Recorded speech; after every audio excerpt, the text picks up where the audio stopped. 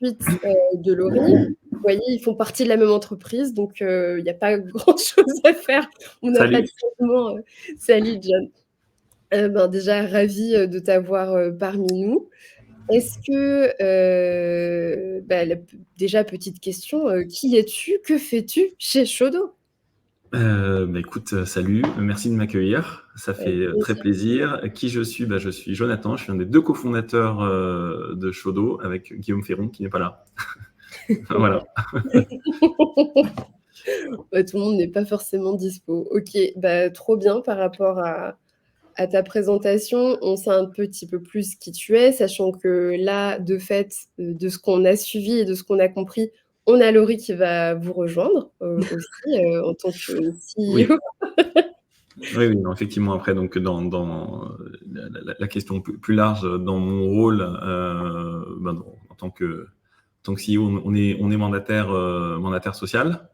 Ça veut dire Ouais. juste que techniquement, tu as le pouvoir d'engager des décisions pour la boîte et d'aller en prison si ça se passe mal, pour le résumer. Ouais. Et effectivement, pour être plus sérieux 2 minutes, on a pris la décision de nommer Laurie dans quelques semaines pour répondre à un double besoin, pour faire simple. Le premier, c'était juste de rendre officiel, plus légitime le rôle qu'elle a déjà depuis toujours, puisque en fait, depuis son arrivée chez Shodo, elle a été impliquée. J'ai commenté le micro là. Elle a été impliquée dans toutes les discussions, toutes les prises de décision, et du coup, elle a pris sa place et une légitimité qui n'est plus du tout discutable. C'est pour ça qu'on n'a pas pensé une demi-seconde à aller faire un recrutement à l'extérieur. Donc ça, c'est la première raison. La seconde, c'est que depuis maintenant quelques temps, on a fait le choix avec Guillaume de développer Shodo à travers des filiales pour permettre à encore plus de salariés de pouvoir profiter du modèle, permettre à des clients de pouvoir bénéficier de notre accompagnement, et puis aussi de permettre à des mandataires sociaux de pouvoir incarner Shodo localement, puisque du coup, on s'est développé à Lyon, à Nantes, bientôt à Lille.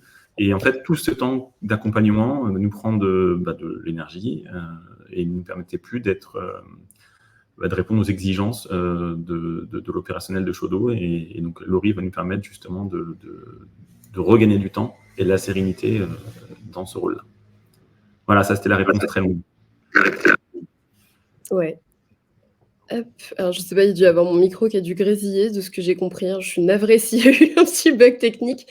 Non, mais la réponse est très complète et on voit bien qu'il y a un continuum dans le set d'actions que vous êtes en train d'impliquer dans la tech, parce que bien que ce soit une mission que vous menez dans votre entreprise, le concept, c'est aussi de faire bouger complètement le paysage tech, au final, par votre impulsion. Donc il y a vraiment une suite logique. Nous, on avait une petite question pour toi et pour vous, mais c'est clair que commencer par le concept de justice sociale, ça peut parler de différentes manières à différentes personnes. Je pense que si on interroge Lisa, Julien, Valentin sur la question de justice sociale dans la tech, on n'aura peut-être pas les mêmes réponses. En tout cas, nous, chez Pattern, notre volonté, c'était d'avoir aussi cette impulsion-là. Nous, c'est plus par le biais de la discovery. Très franchement, on fait surtout la discovery inclusive, donc on va se pencher réellement sur les besoins des utilisateurs RIS spécifiques.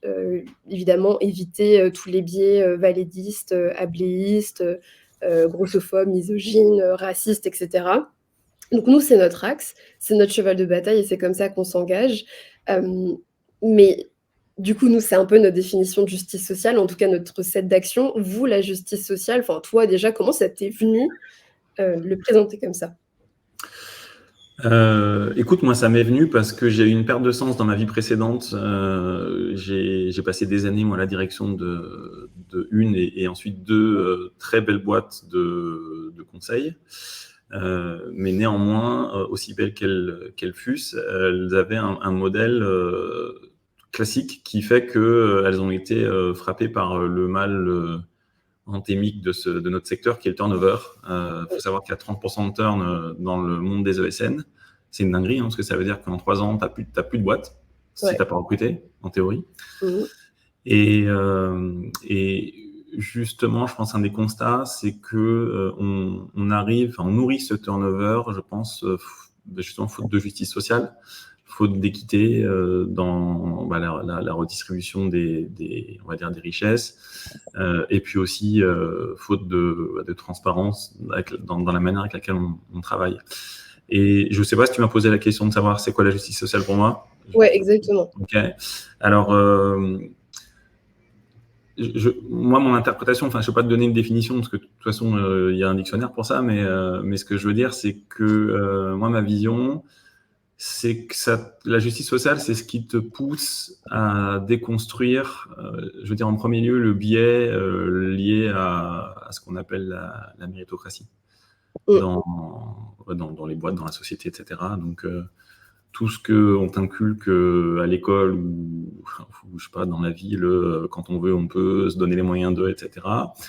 Je pense qu'à un moment donné arrive où en fait on comprend que c'est pas que ça, et c'est surtout c'est très réducteur en fait de penser comme ça. Il y a beaucoup de facteurs justement d'injustice, et la justice sociale c'est ce qui va te pousser à les étudier, les comprendre et essayer d'apporter des réponses. Complètement. Il y a des gros enjeux liés à la méritocratie, clairement. Et c'est aussi, je pense, un enjeu qui va être renforcé suivant les genres. En tout cas, il y a peut-être un genre qui croit plus à la méritocratie que l'autre.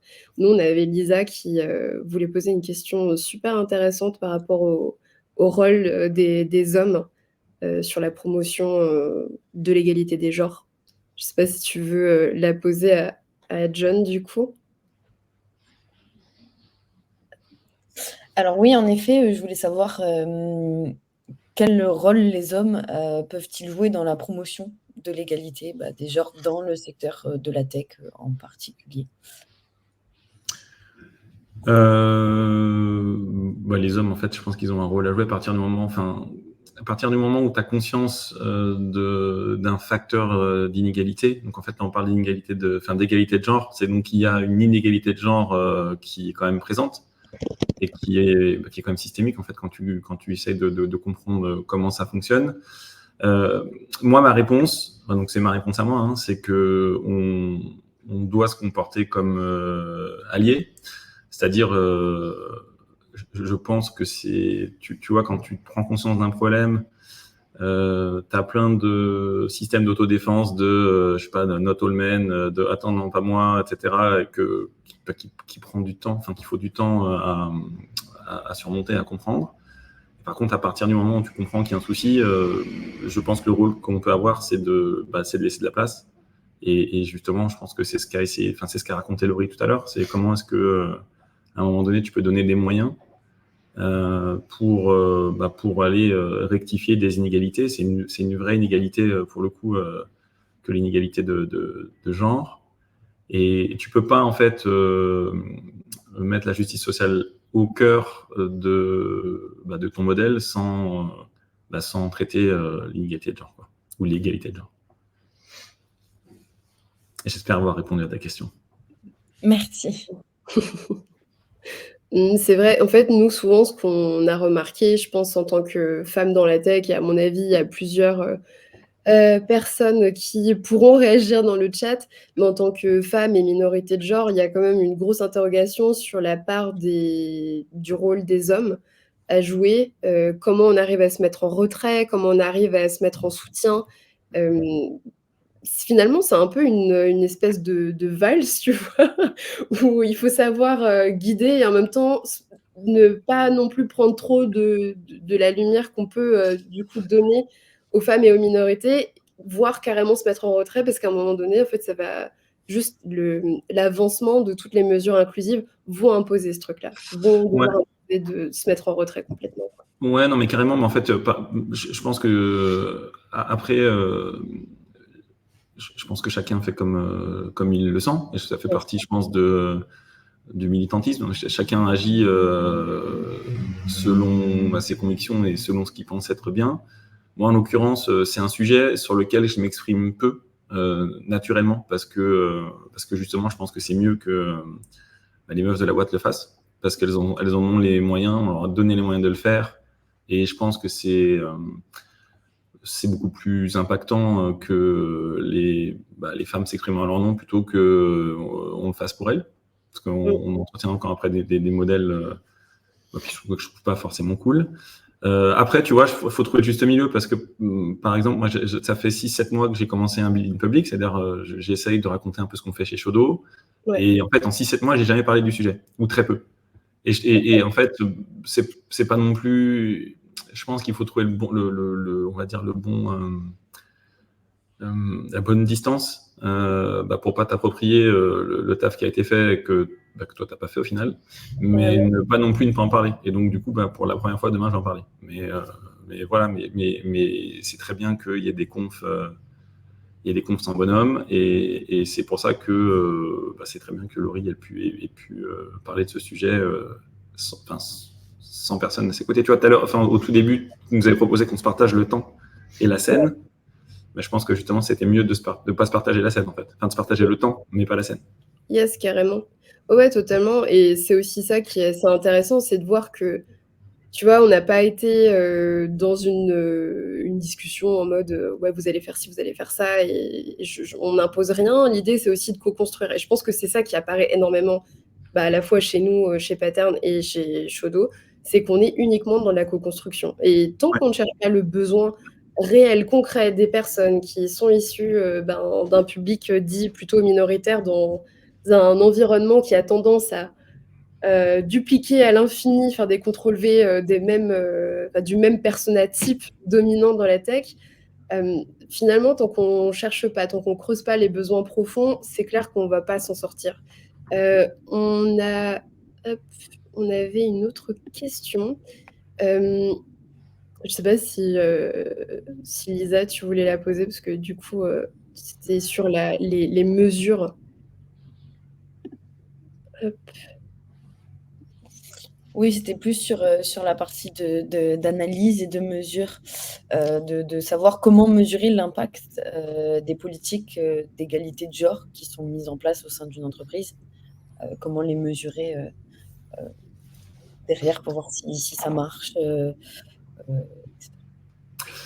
Écoute, je pense que la première des choses dans la mesure, c'est déjà se donner du temps. Parce que quand tu fais des choses et que tu mets en place des mesures, si tu as le fantasme ou que tu as un driver qui te dit qu'il faut que ça marche tout de suite, je pense que c'est pas efficace. Il faut se laisser un minimum de temps pour avoir du recul. Maintenant, Laurie, il a quand même dit je crois qu'en moins de 10 mois, on a quand même doublé le nombre de candidatures féminines, et on a plus que doublé le nombre de salariés féminins.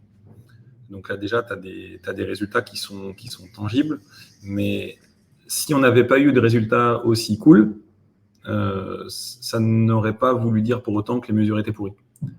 Je pense qu'il faut quand même savoir prendre ce recul-là. Et du coup, moi, je vais même me faire l'avocat du diable. On a des résultats cool parce qu'on était mauvais à la base. En fait, quand tu doubles ton nombre de salariés féminins, mais que tu pars de 9, c'est quand même pas une dinguerie, quoi. C'est juste que je crois qu'on passe péniblement quand même dans la moyenne de la tech. On est encore Shodo, encore un peu inférieur à la moyenne de la tech. Je crois que c'est 23% le pourcentage de salariés féminins dans tout le numérique. Alors après, en ESN, dans un monde de dev qui est quand même très masculin, je pense que c'est pas mal. Parce que ce qu'il faut souligner, c'est la capacité je pense plutôt à prendre des décisions rapidement et à cesser la possibilité de se planter ou de ne pas se planter. Ouais, il y a un gros enjeu là-dessus, et je pense que c'est pour ça, nous, quand à l'époque, on avait entendu parler de la sororité, quand vous l'avez déclaré publiquement sur les réseaux sociaux avec du coup tout ce que vous faisiez, je me souviens que l'année dernière, ça avait fait quand même grandement du bruit.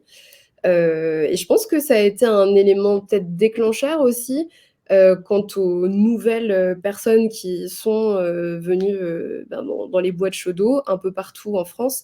En tout cas, moi, mon retour personnel sur la question, c'est que j'ai pu entendre que du bien de Shodo n'importe où j'allais, dans tous les conf tech de France. En travaillant aussi avec des sociologues et des docteurs en sociologie de l'informatique, vous retombez systématiquement dans les boîtes à suivre. Donc il y a quand même un gros phénomène qui est là, qui est permis grâce à vous.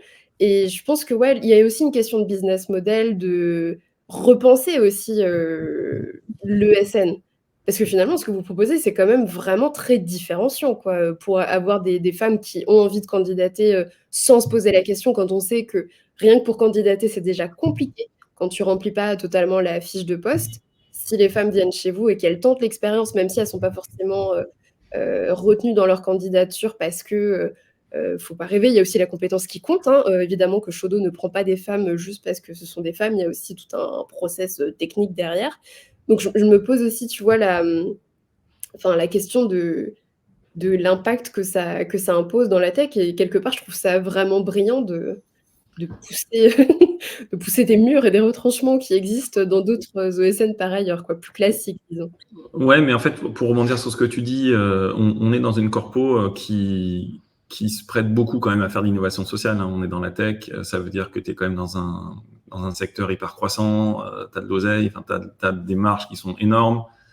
T'as quand même, c'est plus facile d'aller faire de l'innovation sociale dans la tech que dans le BTP. Donc, une fois qu'on a dit ça n'empêche pas qu'on n'est pas encore, à mon goût, suffisamment nombreux à tenter des choses. Mais bon, je veux dire, les caractéristiques s'y prêtent. Ensuite, par rapport à tout ce que tu dis, je pense que quand tu as de la confiance, c'est que tu es dans un secteur qui te permet de te planter, bah, tu n'as pas trop peur de te planter. C'est-à-dire, tu peux tenter des choses et ensuite ajuster. Et je pense que c'est ça qu'on fait à travers effectivement le modèle de Shodo, quoi. Yes, ouais, carrément. On a une question qui a été assez intéressante dans les commentaires, qui est celle-ci, c'est: est-ce que vous avez eu des collaboratrices qui ont quitté Shodo suite aux mesures que vous avez mis en place, genre des mauvaises réactions? Non. Ça aurait pu être le cas, mais non. Non, en fait, on a eu que 5 départs en 5 ans sur 4 filiales. Donc, non, c'est très, très marginal. Mais on n'a pas eu de rage quit parce qu'on a mis en place des mesures. Ça serait incroyable. En fait, dans une boîte qui a mis l'équité au cœur de son modèle, ça serait rigolo. Ouais. Mais en vrai, peut-être que les gens ne le diraient pas, tu vois. Oui, possiblement que dans les feedbacks, ça reviendrait pas, c'est vrai. Je suis en train de regarder un petit peu dans les commentaires, parce qu'il y a eu du mouvement, hein, dans les interactions. Moi, je vais juste reprendre un commentaire de Céline, du coup, Yes. qui dit: chez Shine, on a globalement les mêmes mesures. La seule qui manque, c'est le congé mensuel, qui a été rejeté par peur d'abus, justement. Moi, la question que je veux poser, c'est quand tu as peu ou pas d'actions qui sont mises en place dans ta boîte, quelles sont les premières étapes, tu vois? Bon, alors là, en vrai, ça serait peut-être plutôt à Laurie qu'il faudrait poser cette question, parce que, tu vois, moi, les mesures avec Guillaume, on les a validées parce qu'elles étaient cool, mais on les a pas pensées. Et on les a pas pensées parce que, en tant que bonhomme, c'est quand même plus compliqué d'aller se mettre à la place de. C'est pas des inégalités dont on souffre, a priori. C'est même plutôt des inégalités dont on profite. Donc, je peux te repasser Laurie qui est à côté. Si elle veut répondre, c'est avec plaisir. Tu entendais les questions? Je suis pas très bien entendu. Attends, mais en fait, on va te mettre un deuxième casque parce qu'on a ça. Vas-y, tiens, prends le casque et je vais me mettre le setup à côté.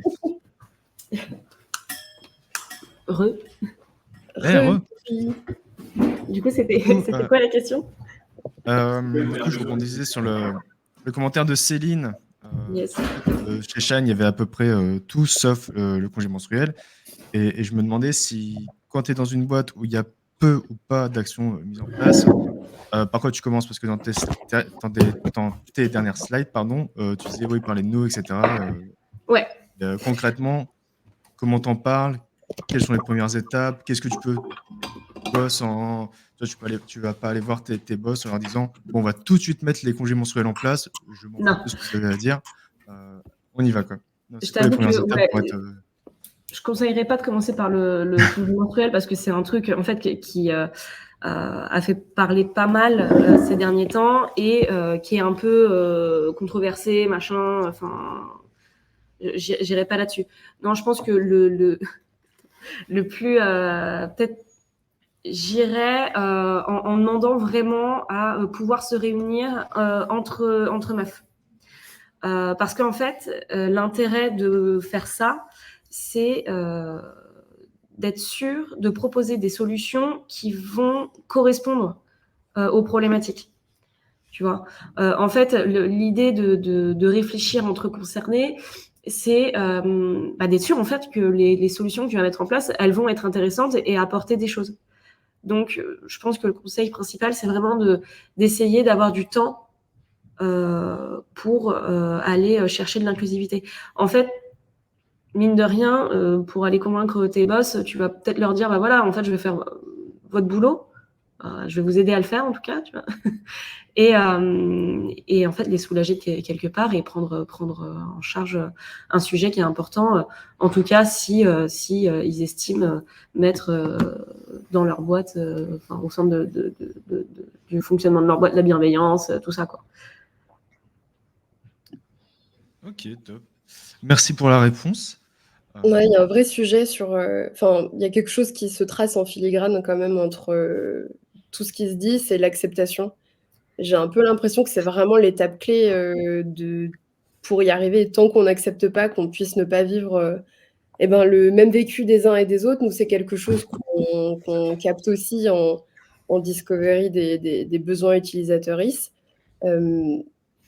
Être hyper agnostique aux choses qu'on ne comprend pas. Finalement, c'est aussi une meilleure manière de pouvoir développer des mesures concrètes et qui vont parler au plus grand nombre. Enfin, parce que là, Emmanuel, du coup, parlait d'une politique handicap. Fatalement, ça amène aussi une espèce de réplique des mêmes fonctionnements et des mêmes questionnements pour tu vois, une autre frange de la population dans la tech qui est encore une fois très sous-représentée. D'ailleurs, je tiens à dire que n'hésitez pas à activer les sous-titres automatiques. Nous, on a essayé d'implémenter énormément de plugins pendant un bon bout de temps là, pour le live. Ça a été super complexe d'avoir un speech-to-text qui soit valable et qui soit en français et qui soit correct. Donc, n'hésitez pas à l'activer. Et par ailleurs, pour information, sachez aussi que toutes les conférences seront du coup disponibles. Les commentaires seront désactivés pour la sécurité de tous et toutes. Et autre point, il y aura une transcription qui sera de fait disponible pour une meilleure accessibilité pour tout le monde. Voilà, donc parenthèse fermée. La question de l'acceptation, s'accorder à une nouvelle frange de la population, qu'est-ce que ça va impliquer aussi du coup, et quel est l'état d'esprit dans lequel vous êtes? Avec plaisir, Emmanuel. Tu as posé une question sur l'acceptation, c'est ça? Ouais, exactement. Dans quel état d'esprit on doit se mettre, comment on fait pour y arriver et accepter d'autres trucs qu'on ne vit pas nous personnellement, quoi. Moi, je peux te parler de mon cas. Attends, je vais essayer de Vas-y, tourner le vas-y, micro. attends. Parce que... En vrai, on s'entend super bien. Ok. Pour te parler que de mon cas, je pense que ça renvoie aussi à ta capacité à déléguer. C'est-à-dire que, en fait, à un moment donné, je pense que s'il prend du temps quand tu es manager ou plus encore, c'est d'apprendre à faire confiance et à déléguer. Et en ce qui me concerne, tu vois, j'ai pas de problème avec ça dans le sens où quand je sais que je bosse avec des sachantes, enfin des experts, écoute, je pars du principe que ça sera bien fait, probablement mieux fait que si moi je le faisais moi-même.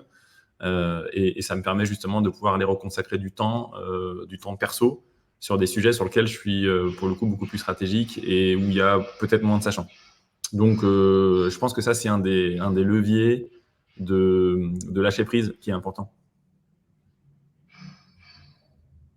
Comprendre qu'a priori, c'est difficile. Il y a peut-être rien de mieux que des meufs pour savoir ce qu'il faut faire pour que pour faire avancer l'égalité de genre, notamment. Donc, Yes, à partir du moment où tu comprends ça, tu te mets en détente. ouais, c'est clair.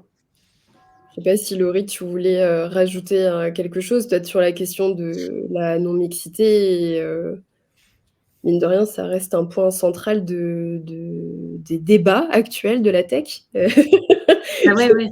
La non-mixité est légitime. Ah, on ne sait pas. Enfin, nous, Bah, tu nous as dit que non, enfin, que du coup, elle n'est pas illégitime. Donc, je ne sais pas si tu voulais rajouter un autre point par rapport à ça.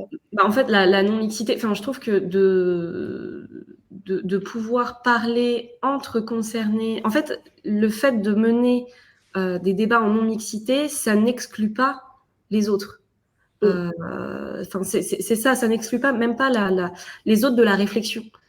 Pour autant, de comprendre que il faut pouvoir créer une safe place pour libérer la parole. Enfin, c'est important. Et puis, la non-mixité, elle existe depuis toujours. Enfin, tu vois, enfin, j'en sais rien, mais les réunions CSE, quand on se réunit entre élus du personnel, c'est la non-mixité déjà. En fait, elle existe et elle va gêner quand on enlève du débat ceux qui ont toujours, enfin ceux qui sont avantagés.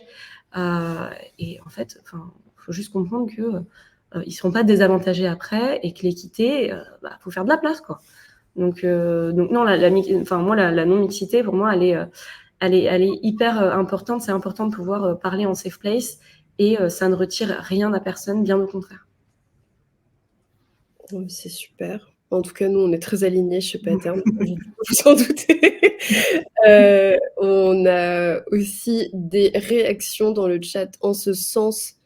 On a Angie qui dit « La non-mixité, c'est un outil pour pouvoir partager sereinement en mixité. Après, ce n'est pas un outil d'exclusion, c'est un outil pour favoriser l'inclusion. » Et en effet, je crois que c'est l'un des points qui est vachement oublié sur la question de la non-mixité et de son utilité. C'est vraiment la question centrale de comment on fait pour avoir des safe places dans lesquels on va pouvoir extraire beaucoup de données. Quelque part, c'est aussi les interviews utilisateurs. Alors, je veux dire, on ne fait pas des séances publiques sur la place du village. Donc, quand on capte de la donnée comme ça, qui est hyper importante et qui est capitale pour des mesures beaucoup plus inclusives, il faut garder à l'esprit que ce n'est pas l'exclusion, c'est pour favoriser l'inclusion de tout le monde, et d'ailleurs qui va bénéficier même aux personnes qui n'étaient pas forcément inclus dans la non-mixité, enfin, dans les espaces en non-mixité. Enfin, ça s'est bien vu avec la question du congé parental dont vous parlez. Donc vraiment, c'est super. Moi, je vous remercie infiniment pour votre passage. Je ne sais pas si vous avez un dernier mot à rajouter, une actu, des prochains passages en conf, que sais-je, dont vous voulez parler, juste avant qu'on se quitte. Faites un peu d'autopromo, Allez. Laurie. Non, mais du coup, vous pourrez retrouver ce que je vous ai présenté jeudi à War the Tech, et vous aurez aussi Armel, donc je vous le disais, qui parlera ce jour-là. Qu'est-ce qu'on fait ? En fait, on fait plein de trucs. Il y a John aussi. Voilà, tu vois, je file la patate chaude. C'est quoi, John ? John, tu parles souvent, souvent, partout, non ? Oui, ça m'arrive, ouais. Je publie aussi, donc forcément. Non, écoutez, super. Donc, on vous retrouve à Rennes dans les actualités les plus récentes. Il y aura donc toi, Laurie, toute la team Shodo, précisément Armel, qui est une nouvelle recrue. Qui est une nouvelle recrue en reconversion, exactement. Et on a aussi une autre speakeuse, et je suis désolée, mais je ne sais plus qui c'est. Mais une autre salariée de Shodo qui va prendre la parole aussi à cet événement. Shodo Paris ou Non, c'est Shodo Group, justement. Et nous, en fait, c'est la sororité qui sponsorise l'événement. Donc là, c'est vraiment nous, les meufs, qui allons représenter notre collectif 100% féminin à l'événement. Trop bien. Vraiment, merci infiniment. Vous avez beaucoup de remerciements dans le chat. Je pense que vous avez éclairé énormément de personnes qui soit avaient envie d'avoir des informations ou de découvrir de nouvelles manières d'implémenter des sets d'actions inclusifs. Ce que je vous propose désormais, pour toutes les personnes qui sont présentes dans le live et qui veulent rester, je vois des gens qui lèvent les bras comme ça, qui veulent rester, juste après, on va accueillir Noélie, qui va nous parler d'un sujet vraiment fascinant, c'est comment débloquer l'accessibilité dans les jeux vidéo, donc un autre univers tech également. Vous allez voir, c'est vraiment très, très important de suivre cette conférence parce que tout ce que vous allez y apprendre, c'est juste du pain béni. Vraiment, vraiment.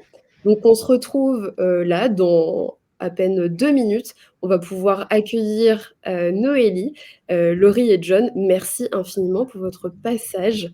On vous souhaite une Merci. bonne journée, Merci à vous. Merci à vous. très belle actu. Ciao. À bientôt. À Ciao, bientôt. ciao.